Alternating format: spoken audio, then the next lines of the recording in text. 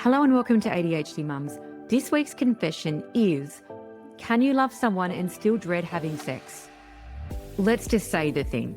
You can love your partner, you can be loyal, you can be connected, grateful, and you can feel safe with them. And then you can still feel absolutely no desire to have sex with them. It's not because there's something wrong with your relationship, but I believe it's because there's something unspoken about being a neurodivergent woman, a mother, and then being expected to perform intimacy on demand when your entire being is in constant overwhelm. Now, this episode has come from a Facebook post that I saw in the Facebook group the other day. If you'd like to join the group, please go down into the show notes and you'll be able to see the link to join the Facebook group there. A woman said in the Facebook group that she has 3 kids and 0 sex drive. She and her partner have sex once a week on the weekend, but she never feels like she wants to. Now, there's absolutely no pressure from her husband being written in the post. She's talking about how she feels that she never wants to, and she's trying to figure out whether that's normal, air quoting, or whether there's air quoting something wrong with her. And a lot of the comments that were the most liked, most replied to were around, no one can make you do anything, consent is always required. And yes, of course, consent is required. But I kind of looked at it from another perspective for a moment. My take on what she was trying to say was, what happens if we never want to? When even once a week feels like a chore. It doesn't feel like a choice. It feels like another thing on the list of things to do. What if the love is there, the support is there, but the libido is not there? I spoke to a friend a few months ago, and I thought from just hanging out with her and her husband, having some chats, I felt that she probably had a fairly healthy sex life with her husband. But when I spoke to her about it, I said to her, how often do you do it? Do you feel like it? I asked her all of the questions. And she said that her husband and her had a big chat a couple of years ago, and what he said to her has always stuck with her. And I tell you what, it is stuck with me too. Her husband said, sex is my favorite thing to do in the whole world. And you are the only one that I can do it with. So when you say, I don't feel like it, of course I'm disappointed because I don't have any other options.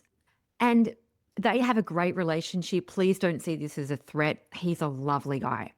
And she doesn't do it every time that he wants to, and she does it on her own terms, and it's fully consent. But I did wonder from a man's perspective, and there's never been any talk about him going elsewhere. There's never been any abuse. There's never been anything like that. He's just trying to articulate to her that sex is really important to her. And when she says, I just want to sit and read my book, he's pretty disappointed. So really for her, they have come back to a bit of an exchange with sex where she does it mainly for him and he does extra things for her, and it's kind of part of an exchange. Everyone's relationship works differently and everyone's in personal circumstances, but that works for her. When we spoke about it, it made me really think about how as mums or women, we're told that we should want it more. But no one really talks about why a lot of us don't want it at all.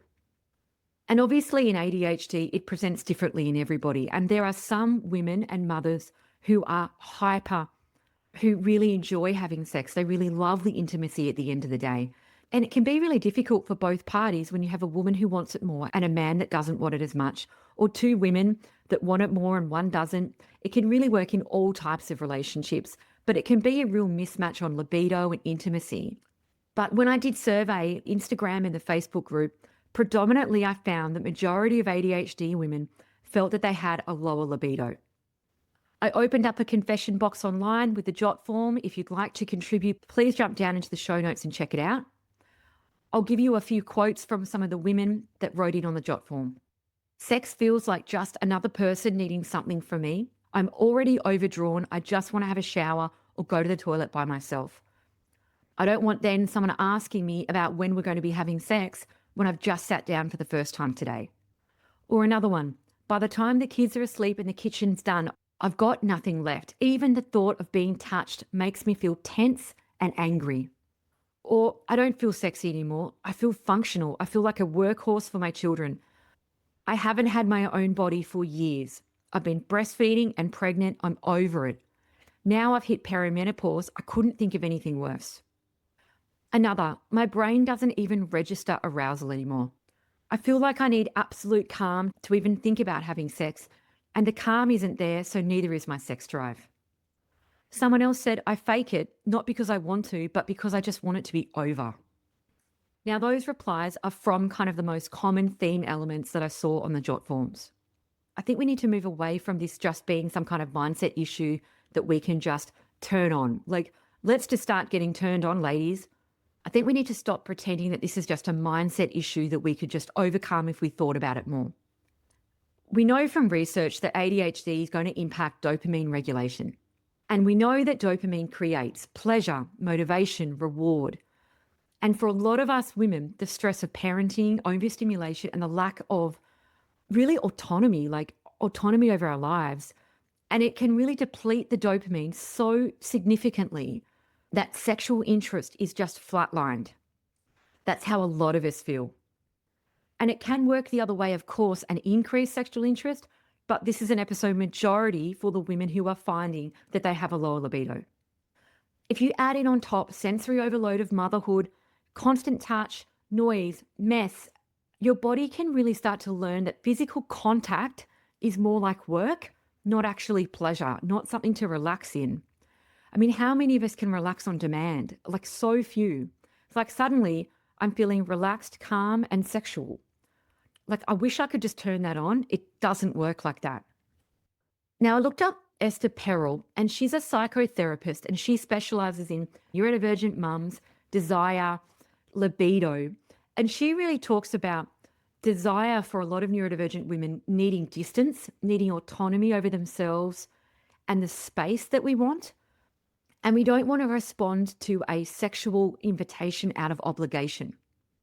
I thought that was really interesting because Esther Perel is saying that she thinks desire really comes out of having space, the space to want someone, the space to feel desire. But for neurodivergent mums, space seems to be the thing that we just don't get. And I think this really starts to contribute to touch feeling like a job, sex feeling like a performance or a job or something that we don't want to do. Another thing at the end of the day, if you feel like the mental load predominantly comes at you, if you feel that you're the default parent, if you feel a sense of resentment over the past, anger, rage, that can contribute to feeling like a sexual advance from a partner is another thing that you have to give them when they aren't contributing to the level that you are. Now, I'm going to say that because I think that's something that's not spoken about. If you are feeling mum rage and resentment and you feel like you are doing 80% of the work and you are exhausted and you sit down and your partner wants to have sex with you, you may feel anger and rage and like, well, what have you done for me? I'm not giving you what you want. Why should I do another thing? What about what you're doing? If your sex drive is gone or you're feeling a sense of rage, it's not because you're broken, there's something wrong with you, or that everyone else around you has this healthy sex life and you're the only one. It may be because your system has adapted to like chronic depletion. It's in conservation mode. It's on low battery mode. It does not have the space for anything extra. There are people, for example, that are really turned on by stress. And there are people that are very turned off by stress. If you have somebody that is very turned on by stress and they are in high stress situation, they may want it more. But the other way around, if you have somebody that isn't turned on by stress, that is in chronic stress, chronic overwhelm, and they find that to be a real turn off, then it's going to be very difficult for them to get that libido up consistently. The goal isn't to force arousal or to make yourself do anything or consent to something that you don't want to do or feel pressure that your partner might cheat, whatever it is. The goal is to really reclaim regulation. I think we can really work towards reframing sex as not a measure of love or compliance or duty, but by starting to ask what your body needs to feel safe, curious, or available again. And a lot of us have experienced trauma over our lives, particularly if you're late diagnosed. If you have experienced sexual trauma, this adds another layer again. So please be kind to yourself if your partner is asking, why don't you feel like it very often? What's the matter with you? There are so many layers to this that it's difficult to go over a quick reset. And professional counselling might be a really great space for you. If you feel like sexual desire is something that you could access and you don't feel like you need a lot of counseling, you don't have trauma, you could look at prioritizing sleep over seduction for the moment, or asking for connection, maybe a massage, doing something without a performance outcome, saying not now without the guilt, or saying maybe later without pressure. You don't owe anyone your body, and you're not selfish for wanting the desire to come from within, not just an extra checkbox at the end of the day of unpaid labor that you need to do. If this is how you feel, you are absolutely not alone, and it's what a lot of us feel. If you are in a healthy relationship and you'd like to build a little bit more desire, here are a few quick tips about some things that you could do. However, if you are feeling maxed out everywhere, emotionally, physically, you are burnt out, the last thing you need is another suggestion on how you can serve someone else. You're allowed to not want to fix this right now. Desire can wait. If you're in burnout, it's not a great time to add something else to do. If the idea of tracking, touching, and even thinking about sex makes your skin crawl and your gut tells you that you do not want to do that, then your body isn't resisting intimacy, it's resisting burnout. And that is your body telling you that's not the right time. And that is completely okay.